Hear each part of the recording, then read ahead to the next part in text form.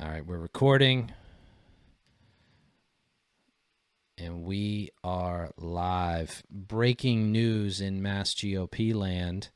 For those of you on the Twitter, I'll give Kaitlin a moment to smash the retweet button because you're going to want to tune in for this. Yes, please. From my sources say Tom Mountain has resigned, at least as vice chair of the Mass GOP. I don't know if he resigned his committee seat. Based on the drama of this past week, we covered the initial drama, which is the first story on Turtle Boy Sports.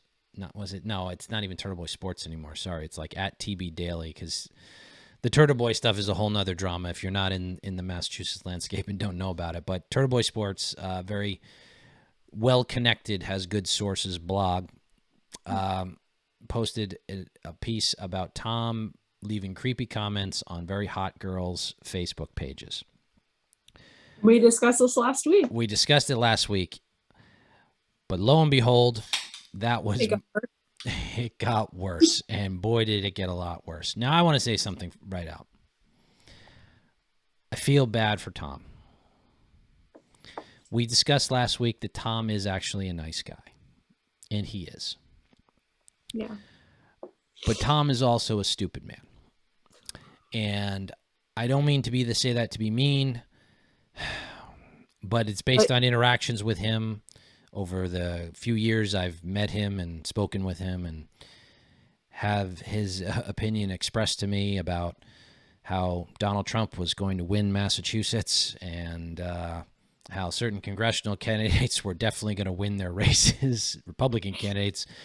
And I would just nod along politely going, like, no offense, like, you're a fucking idiot. Like, Donald Trump was never going to win Massachusetts, and those congressional candidates were never going to win their races, and a lot of bloviating along those lines. Well, turns out Tom did a fair amount of bloviating on another amount of lines, and it was being catfished, which he didn't even know what catfished meant, which for those boomers out there, it means you got fooled by somebody online for a romantic interest. So somebody was pretending to be a hot Israeli model, and fooled Tom into thinking that they were interested in him. And Tom wrote all kinds of gross things that you don't want to picture Tom involved in, including orgies and sexcapades and apparently all kinds of stuff that involved some other,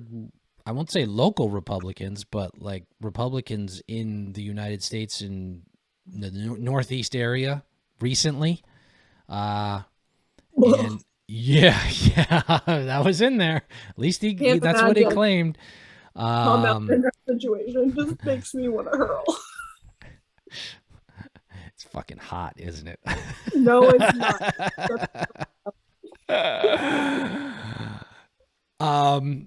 But I do feel bad for him because this is incredibly humiliating. Now, let me say this. Whoever set him up, you're a piece of shit. Okay? You really are.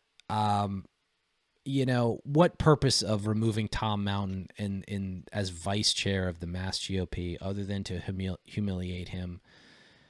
You know, it's like you're picking on the weakest kid. Like, he's an idiot. Okay, he's an idiot, and you fooled him. Like, good on you. And some aspects are funny because it's humiliating to him, but you just humiliated the man. Like, yes, he dug his own ditch and dug his own grave with whatever he said to the person who was catfishing him, the fake Israeli model. But you got to feel bad for him on some level, and I do. Now, having said that, he was involved in a wholly inappropriate slew of things with the fake Israeli model and embarrassed his family, himself, the party, and will make every person who ever interacts with him in the future feel really uncomfortable And the women I know in the party are really upset by it. So if my sources are correct and he has resigned, it was the right call. Okay. Because no one's ever going to look at you the same way again after this. How do you feel about this, Kaitlin? Because, like I said, I have mixed feelings because I do feel bad for him. He didn't this was just his pure stupidity and embarrassment.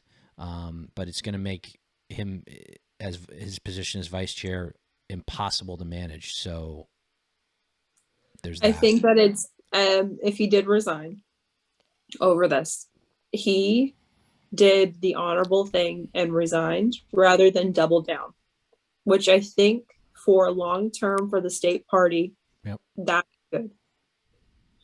And that he chose to do the honorable thing in this situation where we have not seen the honorable thing in the past with the state party recently. So thank you. That's a good point. That's a good point. Thank you, Tom, for drawing a line and doing what you thought would be best for the long term of the state GOP. On top of you should not have done this. Let's be perfectly honest. You should have not have gotten on Facebook and said the things that you did to these women at all. It is creepy and weird. You should not have done it. I do feel bad for you in the sense that this is probably going to follow you for a bit, but don't do it anymore. I feel better that he, again, if he did resign, and that is the case, he did it for probably the best with the state party with the best interest, and we can move forward. My biggest concern is who's coming next and whether or not they're aligned with the current state chairman.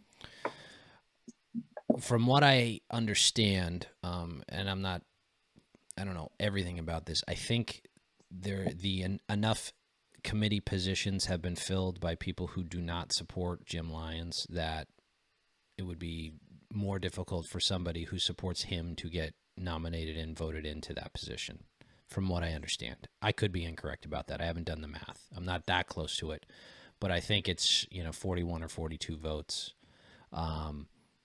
for not a Jim person. I like what you had to say. I want to say I think redemption is possible. You can. He'll probably still be involved in the same party. I mean, look, this is in some way. Yeah. He'll come back from this. I do think that it's good that he took the honorable position and just resigned to let the party go forward instead of doubling down like the bullshit that we had to deal with in June. He made the right call there. Yeah, and I agree with that. And there will be, this doesn't have to be the end of it for him. It was an embarrassing thing. His personal life, I don't know, none of my business. But I think that's where he should probably focus all of his energies and just, trying to heal that and what the embarrassment maybe that took place. Take care of your family, take care of your personal life. Don't worry about politics for a while. Because I have a feeling politics is probably what prompted this and got him into trouble. But, it takes two to tango. So whoever catfished him, you're a piece of shit. But at the same time, you got to be bright enough not to get catfished. I mean, if you're George Clooney and some hot Israeli model DMs you on Instagram, look, you're in your 50s, your late 50s, and still can pull it. But you got to have some kind of self-awareness that you're look, where you are in the strata of society, that you're not going to get fall for one of these. But like I said, he's not the brightest bulb. And I'm saying that as an explanation, but also people need to understand that. People really need to understand that. He genuinely thought Trump was going to win Massachusetts, which was, if you knew anybody that held that opinion, take that for what it's worth. Yeah, I don't know who's going to get elected as next vice chair, but I think it's a sad situation, and more people should probably take the honorable approach. But this isn't this is a pissing contest for the other people who are, doubling down and tripling down and genuinely think, like, there's this thing that Trump used to do where he'd have an opinion and people would attack him for it and he'd double down. And it was sort of like after you got through the media's obfuscation about what was taking place, you were like, wait a minute, actually, the media is completely wrong in this situation. Trump was right to double down. But that's not what's taking place with Jim Lyons and the current leadership. It's pure incompetence and vile behavior. And there's like not there's no getting ahead of this and coming out where you're going to start all of a sudden turn on a dime and raise millions of dollars and get lots of Republicans elected. It's not going to happen. 2022 is going to be a disaster for probably everybody other than Charlie Baker if he runs. So yeah, I think there's honor in that, and knowing when you just aren't doing a good job and stepping back, and rather than just going down with the ship, which is apparently the other tact people are taking. So anything else on Tom Mountain, or should we just let him go and let him, well, let him get a good night's sleep? I think you made the right honorable decision to resign. If that is the case, then it allows the state party to move forward past this, and it will not turn it into a bigger drama than it needs to be, like the last big drama that the state party had. So thank you, Tom, for, this is the case, being a little bit more forward thinking in the long term run, long game than other people in the state party. Yeah. And get off social media, Tom. Yeah. Again, dude, do not. Why would you go on Facebook and do this? I don't know why. Here's my advice that I gave you last okay. week. Well, no. All right. So here's why. Okay. Because on some level, men are stupid and horny, and I can't hold that against him. Like, that's not okay, Jeff. that he, yeah. Okay. I've commented on his intelligence, but he was thinking with the wrong head, and that's just like, okay.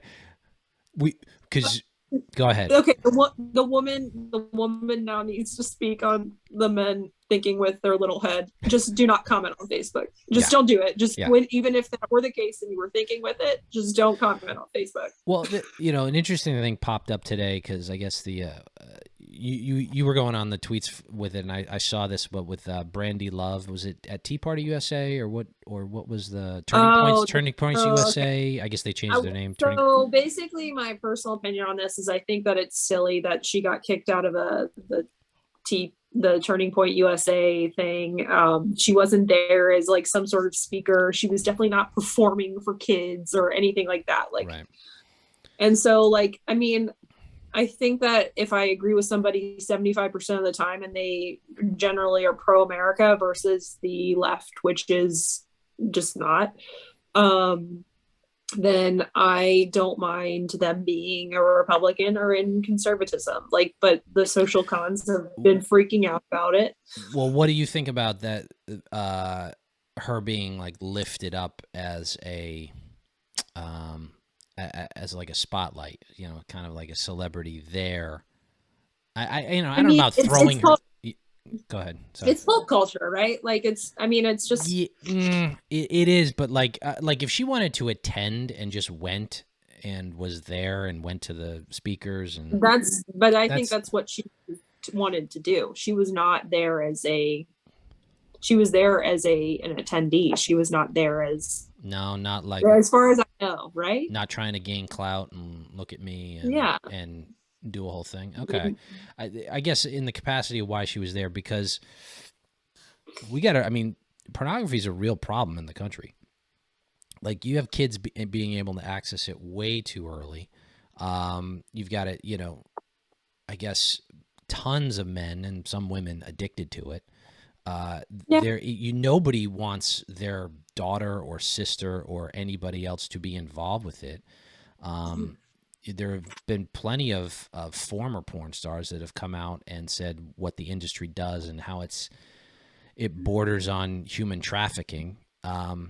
It's very exploitive. I mean, I just don't think that we should be excluding her, like, as just because she is a porn star. Well, you know, this is where like the you know, the Sorab Amaris and the Patrick Deneen's and the Adrian Vermeules maybe have a point. It's like this is where the libertarian and the conservative diverge, right? You know, okay, I'm sympathetic to the argument of keeping her in the tent, for what purposes, but like, I don't know, everything she does is really not healthy for society and not towards the common good. So can you, without like some harsh, you know, not some what's that show where they all wear red? The women, The Handmaid's Tale. Not some Handmaid's Tale kind of thing where you're like shunning her and shame, screaming shame, and you know, tying a bell around her neck or anything like that. But like maybe a line should be drawn that putting her out in front or promoting her or shining a spotlight on her. Well, I think they celebrate shined more of a spotlight on her just by causing the drama of them kicking her out. I mean, like, all she was doing was just attending. Like, that's kind of where I'm like, so you kicked her out because someone got mad that she went to something, so we're like burning her like a witch? Like, I don't understand that kind of point. Yeah, that's not right. That's not right. I don't think she should have been thrown out. I think rather than doing that, it would have been more productive to like bring her into the conversation, because I don't think pornography should be celebrated. And I'm going to actually quote a man I despise, Noam Chomsky, but he actually had a point with this. It's like he said pornography is purely exploitative. And he was debating with somebody, and they're like, well, but it's legal. And he's like, well, sweatshops are legal, but are they moral? Is it moral? Like there's a moral question behind it. So, so I think it's important that we talk about it, because it's interesting. Yeah. I mean, so like I have a friend who lives in Florida, and we actually spoke on this today after this happened. He goes, I know so many strippers down in Florida that vote Republican because the Democrats, while they say that they're pro-sex work, want to take away all of their money, because like a lot of the times when they strip, they get tips, and the Democrats want to count those tips as income, so they all vote Republican, so they as quote unquote don't lose out on their income. So it becomes down to a dollar amount, you know what I mean? But again, I understand the point that line of work is exploitive. I mean, again, I would never be involved in it, but I just don't know if kicking them out is really the good decision versus having a real debate on what the place is. I'd agree. I don't think kicking out was the right decision. I think discussing it would have been a much better way to go.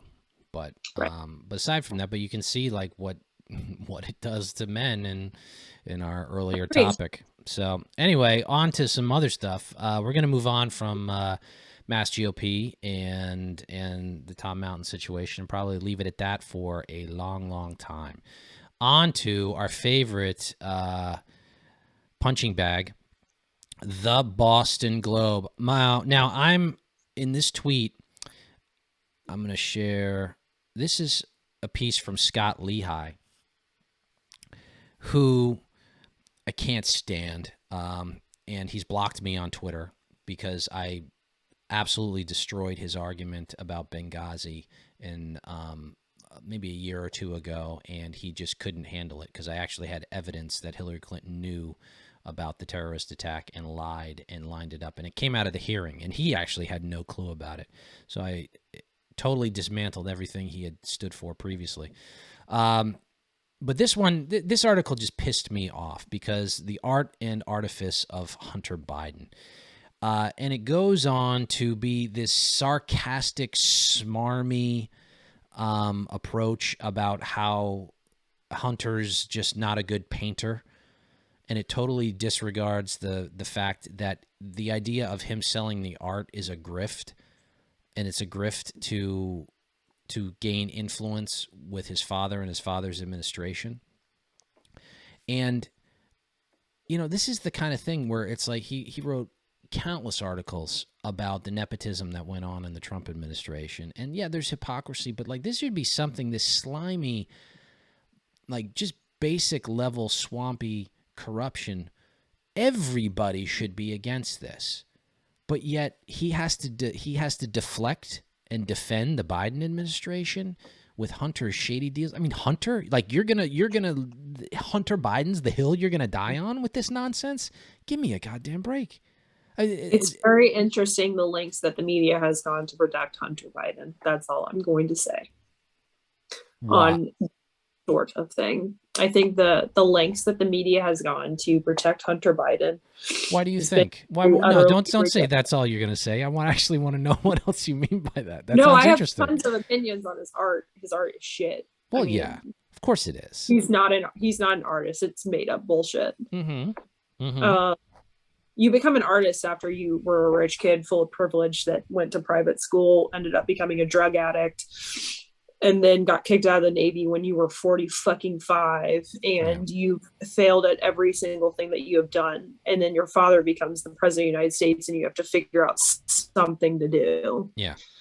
After marrying an Instagram model. But I think the lengths the media will go to deflect on Hunter Biden being a piece of shit is incredible. Oh, it's impressive. It's impressive. But it's, you know, it almost, you thought like, why did this not happen? No, I mean, imagine if it were a Trump kid. Please. They comment on the nepotism there, but they won't comment on the complete ethical question of him, you know, selling art to huge Biden donors. Like, that's insane to me. Okay. Yeah. No, it's I mean, like, the thing is with something like this, when you don't dive into it, you just perpetuate the concept that the media is in the bag for the Dems. Completely. That's what it is. You kill your own credibility, and you do it every single day. And, you know, there's people like us being like, hey, like, why don't you stop doing that? And they keep doing it. Yep. No, I think it's glorious. I'm glad Scot Lehigh does this because he has relegated himself to utter irrelevance. Nobody cares anymore. I just bring this stuff up because it's fun and I like taking a dump on your bad takes. It's fun for me. You do this as a living and nobody takes you actually seriously. That was a garbage column defending a garbage human being for the sake of what? What? Nothing. Yeah, what's the point? Well, I mean, it's a legacy media company defending him after it came out that he was selling art.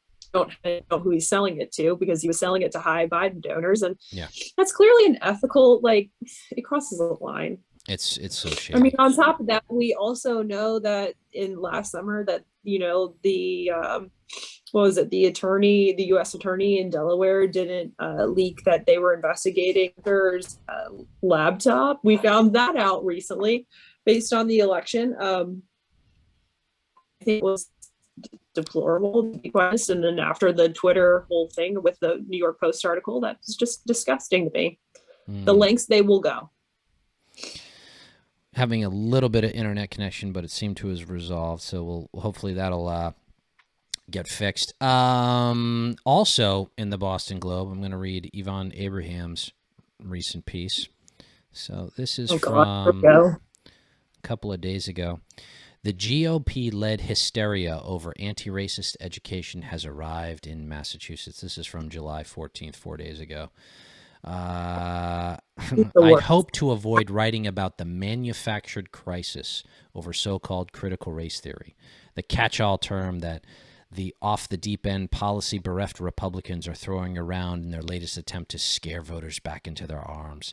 So this is the new tactic that the liberal left is going with, and it's a bad one. Because it makes no sense. It makes no sense in Massachusetts. When I read even like the first paragraph with that, she's trying to use it as a boogeyman to hit the GOP. State GOP has no power here. So what are you fucking talking about, lady? Like, come on. But we don't have any power here. But every parent in the Commonwealth already knows about this because their kid had gone through it already. It's in the public schools. It's in private schools too. It's all over the place. And I challenge you, if you're out there, go to thebostonglobe.com right now. bostonglobe.com website, and just go through all the education articles of the past 2 weeks. 2 weeks. You'll probably find, I found 4. You'll find half a dozen articles about elements of critical race theory or critical race theory in education in Massachusetts, that it's already taking place. By the way, she didn't even do any research into her own paper. Yvonne didn't, because you can find these articles and they're promoting it. They're talking about how it can become better and better implemented into the school system. They're not without a hint of self-awareness. That's what's actually going on here. And she prattles on about how, of course, it isn't taking place, but you have who's the head of the teachers unions? Randy Weingarten. Randy Weingarten has come out and said, "Oh no, we weren't teaching it, but now we're definitely gonna teach it." And then the National Education Association for the past 2 weeks has been like, "Oh yeah, we're definitely already teaching it. It's in the curriculum." Not to mention all of the local curriculum that is ripe with the 1619 project. Now, you've talked about this, that originally it was a law school theory that was supposed to be taught in law schools, but it has become a catch-all term, and I think it's fair.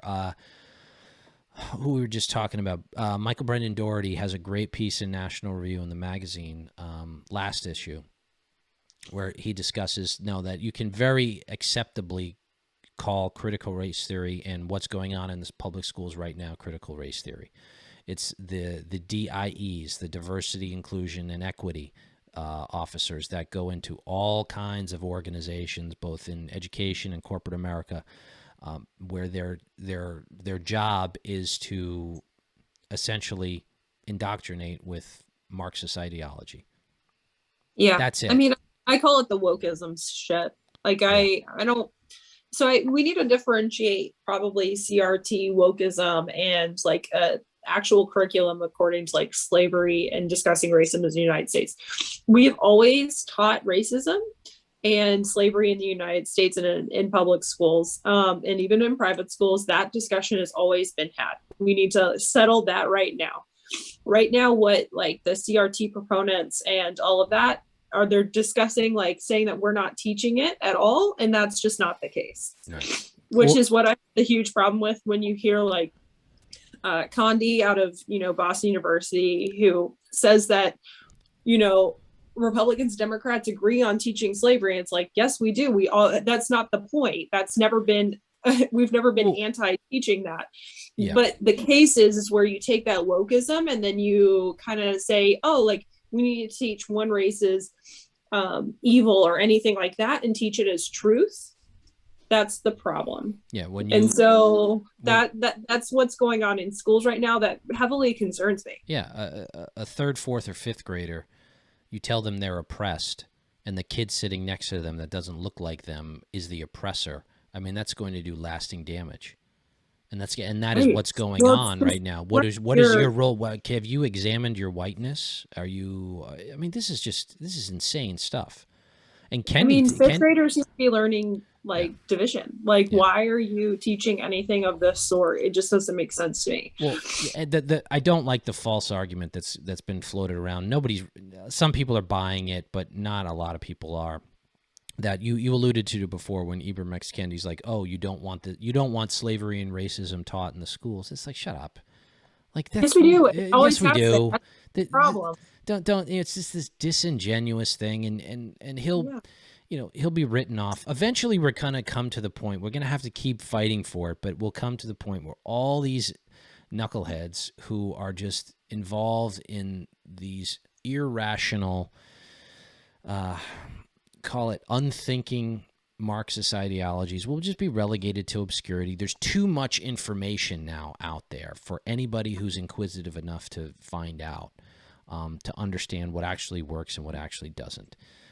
So right. I actually am optimistic. And I do want to end on saying, Yvonne Abramson, if you have such a problem with parents feeling engaged in what school board happenings are, that problem is on you. If they have a concern, they're a taxpayer. They're allowed to go to their public school board and complain and protest. They are allowed to do that. Yeah. If you don't like it, that's just too fucking bad, because they are allowed to protest. They are taxpayers. It is their children. They can bring their concerns to the school board, and the school board should handle it respectfully. When I see videos of school boards not handling it respectfully, then that only brings more support for the cause. And there should, and there's plenty of examples pointed out in the National Review article. If you're a parent out there and you watch this, remember, they work for you. Yes. They're not a cop. Okay. They work for you. They're elected or appointed positions. If they're appointed by an elected official, those people work for you, and make them accountable. Do not let their arrogance, do not let their smug arrogance get in the way of you protecting your child from this insane ideology. And it is insane. Right. And lastly, I want to wrap up on the vaccine update, because this has been going on. There must have been a DNC memo that a flurry of articles and pseudo news articles about people who are not getting vaccinated and COVID spikes, and I had to hear it from I want to curse right now so bad, Kaitlin, the priest at my church, who is liberal, and this is a whole nother episode, and I want to invite some other people on for this. You know, Jesuit. He might be. Explains everything. Yeah, but it was like alluding to that the spikes in COVID cases from the unvaccinated are, from flyover country, essentially. Now, the actual case spikes that are going on are from unvaccinated people, but in completely demographic areas, for reasons that are wholly separate from what we have going on in, in rural America, or, Trump land. Or if you're a Texas Democrat fleeing the state into DC, and now 5 of them have tested positive for COVID, even though they're vaccinated. Exactly. So people are going to see through it. It's just too evident. The reality on the ground, and the media is just they are beclowning themselves, and I love every minute of it.